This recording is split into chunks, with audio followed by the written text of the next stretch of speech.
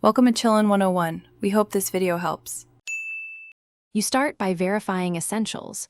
You have account access, the device unlocked, and a working connection. Open the exact app where the contact was blocked, phone, messages, WhatsApp, or your contacts app, because interfaces differ.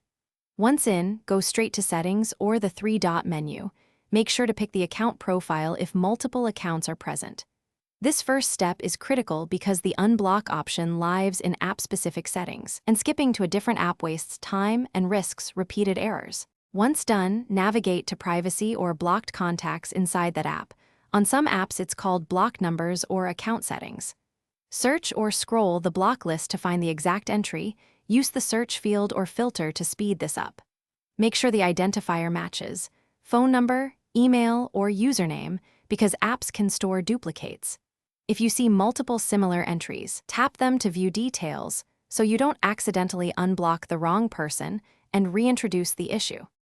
Now select the contact and tap Unblock or Remove from block list. Some apps ask you to confirm, so accept. After unblocking, close and reopen the app or refresh contacts to force a sync, then send a brief message or make a quick call to verify the connection is restored.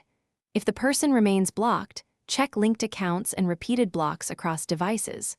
Troubleshooting tip: clear the app cache or sign out and back in to force a fresh sync, which usually resolves lingering block status. Thanks for watching. Consider subscribing if we helped you.